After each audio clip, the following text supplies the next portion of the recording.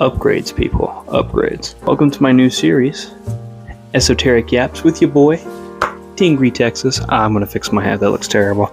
I don't need y'all seeing my 5 head. Anyways, I'm going to try to give you like a crash course on certain topics and ideas through this whiteboard.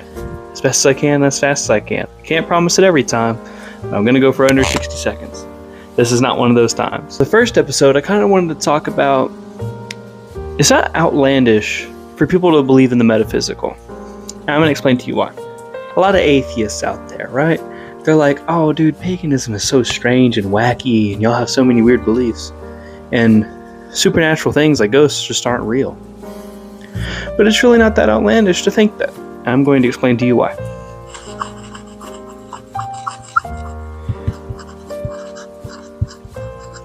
According to the Big Bang Theory, the singularity was a singular point in the universe that for one reason or another, expanded. And the best argument they have, I've heard for this from an atheist perspective, is quantum spontaneity, which, by the way, it's against the law of the natural world for things to happen spontaneously. Everything has a causation, right? So now we have a problem. How did this become our universe?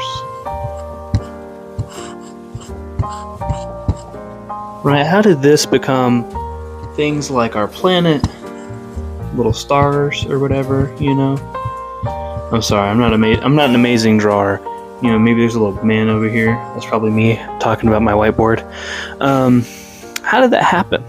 Because according to Newton's law of motion, which I think also applies to singularity, is an object at rest tends to stay at rest, while an object in motion tends to stay in motion. How did it come from one singular point to motion? Could anything be outside of the universe if you're an atheist? Well, for someone like me who might believe in supernatural subjects, there can be an external force. For us, there can be an external causation for something to move from the singularity to the universe.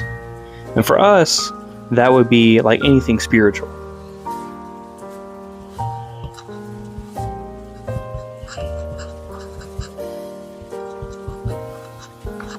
Right?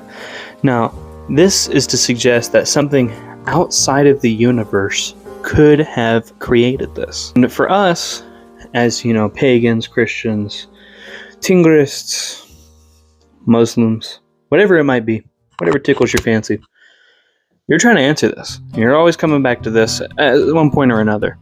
But if you believe something can happen outside of the universe or can happen outside of natural law, because this is clearly violating natural law, if you believe in supernatural, then it's not that weird. It probably happens all the time. You're looking at, again, this is kind of like more of a personal take, but I don't understand how there can't be an external force. There has to be, right? Because without spiritual origins, without something existing outside of the universe, what else could be there? There is no other universe, as far as we know. But if we're talking about natural law, there's no way for it to happen internally. There's nothing. Because if every single element and particle in the universe is in one space, it's condensed. And it's a lot of gravity. It's impossible. Wow. Isn't the developer of the Big Bang Theory some big atheist guy? That would be a Catholic priest. So, I'm actually not sure how it became an atheist belief. Other than like it's just like a top thing in science right now. This is not to say that magic conflicts with science or vice versa. They probably work together very closely. Anyways, this is my decoration for the wall for the week. Holla at me.